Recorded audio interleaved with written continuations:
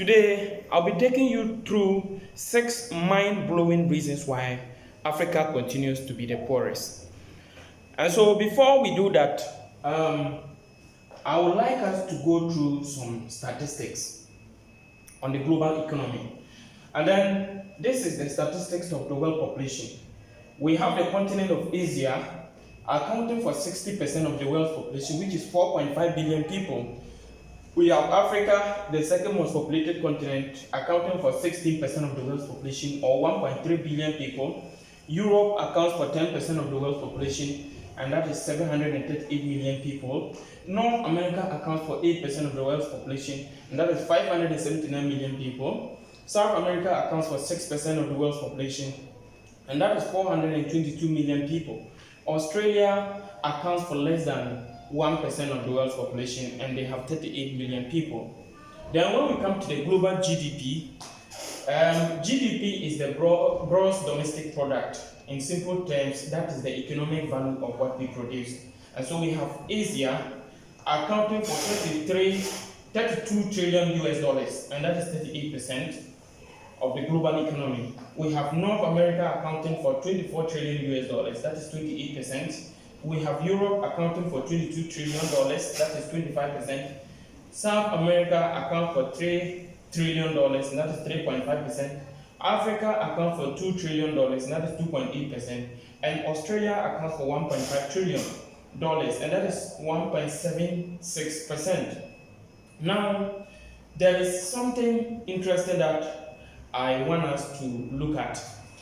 You will realize that whereas Africa accounts for 16% of the world's population, in terms of productivity, we produce or we contribute only 2.8% to the global GDP.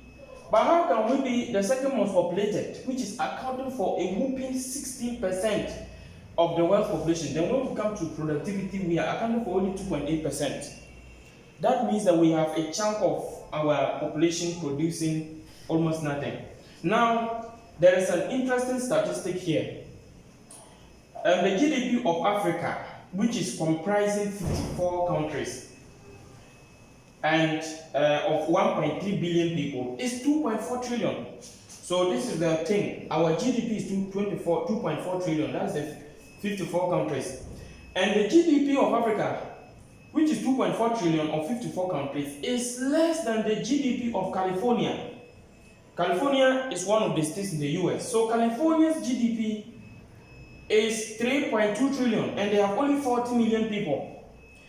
Now, this is so interesting because if the GDP of California is 3.2 trillion and they have only 40 million people, in fact, Africa's population can divide California by 33 times. We are more than them in terms of population by 33 times. And their GDP is more than us. You can imagine this. If a state has a GDP of 3.2 trillion and they have only 40 million people, and we are a whopping 1.3 billion, it means that there is a big problem in Africa. This tells you the level of how low our productivity has been. And then, even if you come and look at the continents, look at Australia. Australia has only 38 million people. 38 million people. We can divide them by almost 100 times. Meanwhile, in terms of productivity, they have 1.5 trillion and we have 2 trillion. That is, we are almost the same. Meanwhile, we are more than them by several times. This also tells you, this goes on to support this point of how low our productivity has been. Then, so I now want us to go through some of the problems. The number one thing that I think is the main cause of our problems as Africans that continues to make us poor is blaming others for our problems. Yes, we like to blame others. We like to blame our forefathers, we blame our parents, we blame our leaders, we blame colonialism, and it doesn't help us. Why do I say this? Blaming others for your problems will never solve the problems for you. That is true, because it does nothing to actually to solve the problem.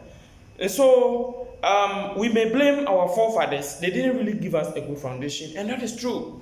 But the reason why I think it is not necessary is that even those that we think their forefathers built a good foundation for them, if those their forefathers did not take the initiative to build that good foundation for them, they would have been like us. So in as much as we may blame our forefathers for not doing anything better for us, then we have to take the initiative today to build a good foundation so that our future generation will not have that disadvantage. Because those that have a good foundation today, if their forefathers had said that their forefathers didn't help them and did not take the initiative, then their future generation today would not have had that advantage. So it is time for us to do something. Yes, we may also blame our leaders. And the truth is that our leaders, most of them don't really have their people at heart. And it's true that they don't really help us.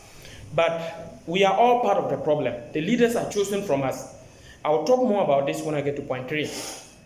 So we may also blame colonialism. But the reason why I don't really subscribe to it is that people always think that we are so far behind in terms of development because of colonialism. But there were countries in Africa that were not colonized. If you want, go and check the statistics. Ethiopia was not colonized. We have other countries that were not colonized. But I want you to find out, go and check the data.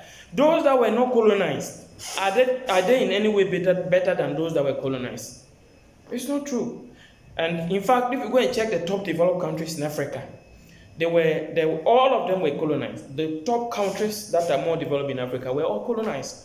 So this tells you that colonialism may have its negative impact on us, but it is not the major cause of our underdevelopment. There are other factors, and we will talk about them.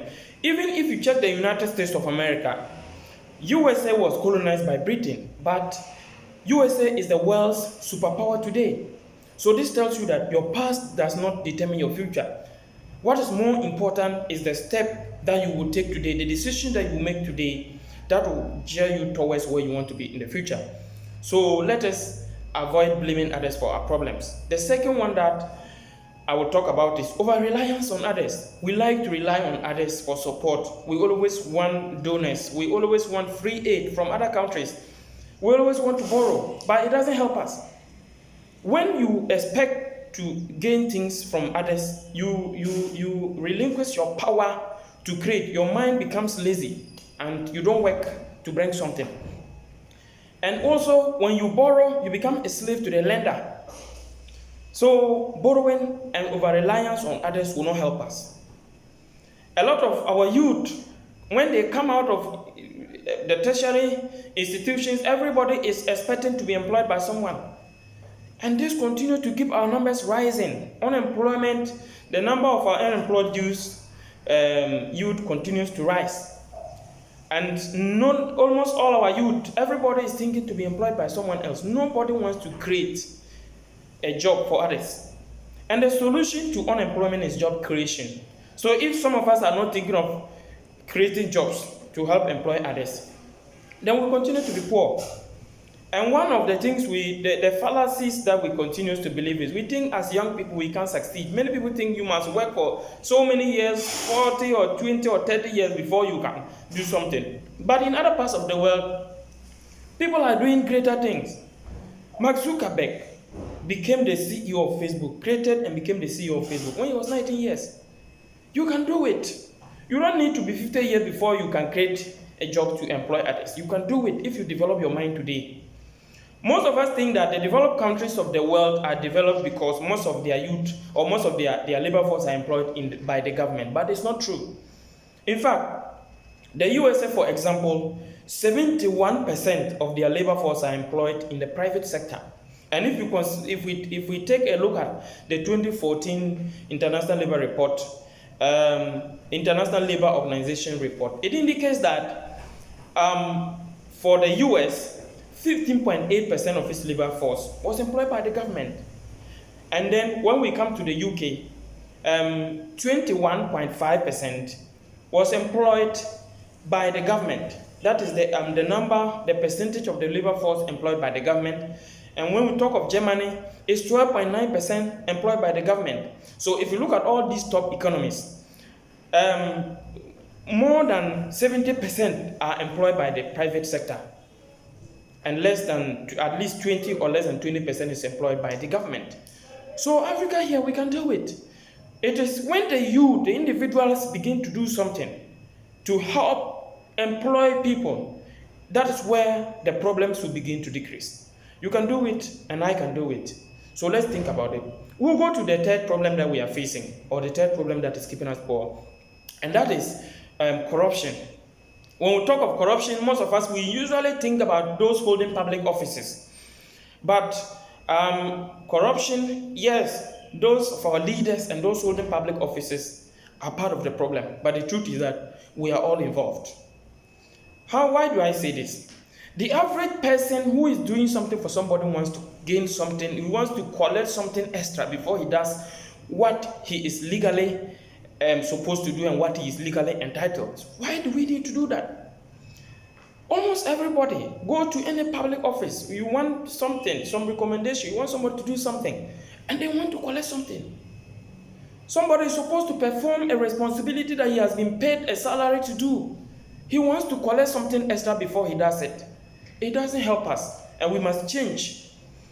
Corruption, if the average leader in Africa is corrupt, then it means the average African is corrupt.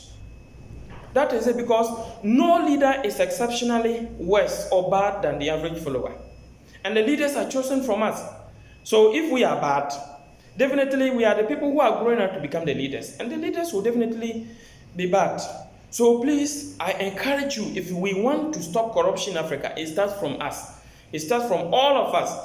Even if the leaders have the right perspective and the followers are corrupt, things will still not work for us. So we must all change our mind.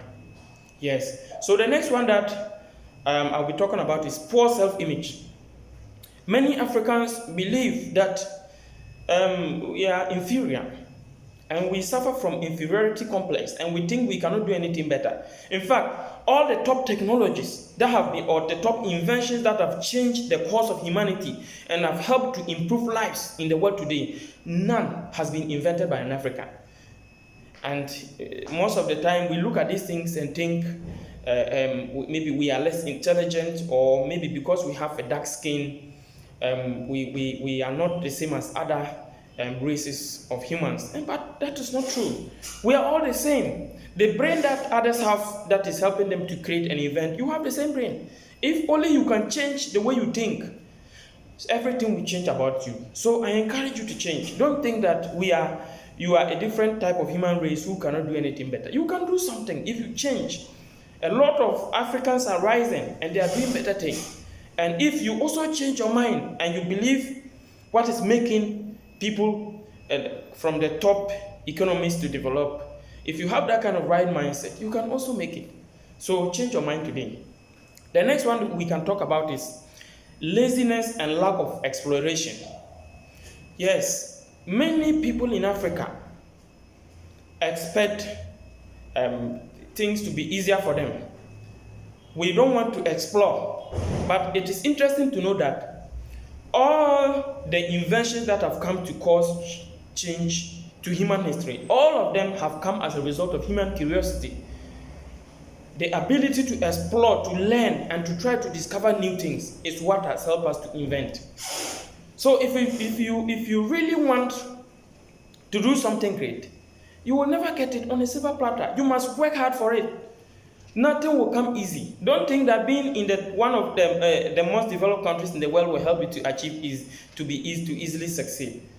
Nothing is achieved easily. You must work hard for it. You must explore. Most African countries are well endowed with resources. In fact, our continent, Africa, is the richest continent with over 30% of the world resources. The natural resources reserves of the world, 30% is in Africa. So you can imagine how rich we are in terms of resources. But we fail to explore. We don't dream. We don't think well. And we are not able to develop well because of this. How can we have a lot of minerals in our land? We have a lot of resources, but somebody must come from far away country to come and explore what is in our land that we have been sitting on for several centuries. You must begin to explore. You must begin to work hard. You must begin to be curious. Try to know the potentials that you have. If you refuse to work hard and discover and explore what is in your land, somebody will come from somewhere and will take 90% and you will take 10%. And that's something that you have. Somebody will come take 90% and you take 10% because you didn't know something is in your land. So please begin to think and explore, dream and discover. The next one that we'll be talking about is poor farming methods or old technology. All the continents in the world, it is only in Africa that we have 70% of the population being farmers. That is more than 800 million people in Africa are farmers. The United States of America has a population of 330 million. And out of this, 2%, only 2% are farmers. And the 2%, that is less than 10 million people. And they could farm to feed America and donate food to Africa. How can we have over 800 million people being farmers and we still have food insecurity in Africa? It means that a chunk of our farmers are producing nothing.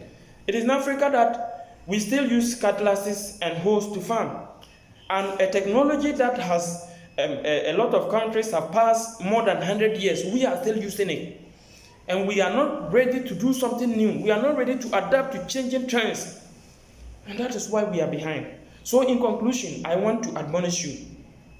The change, Africa's development, will not come from outside Africa. It will not come from anywhere. No aid will help you. It is when you change your mind, and I change my mind, and the average person changes his mind, and we believe we can do something on our own that will help us. Stop relying on others. Stop blaming others for your problem, because blaming others will not help solve the problem. It is when you take responsibility and know that, yes, others may have caused our problems, but it is only when we accept the responsibility and we are ready to do something. That is where we will change. That is where we will be able to make a move. So please, I want to encourage you. Don't be part of those who come out of school and think learning ends. But to me, learning begins after school. It's even when you complete school that you begin to learn. Because most of the things that have changed my life, I never learned them in school. It's when I began to learn and began to question what has happened in other countries to develop. And I began adapting to them and I started learning them that my life began to change. So we can do it. Please learn, continuously develop yourself. Try to adapt to changing trends.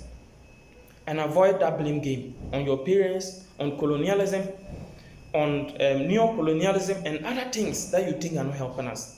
All of them may be contributory factors, but the important thing is you change it. If you change your mind and you believe you can do it, and I believe I can do it, together we shall build a better Africa. If we stay here and we don't run away and we continue to be here and we work extra hard, surely our continent will change. So my name is David Asana from the Global Institute of Entrepreneurship and Technology. You can contact us. We can do a lot for your entity or organization or whatever you have. Thank you very much, and God bless you.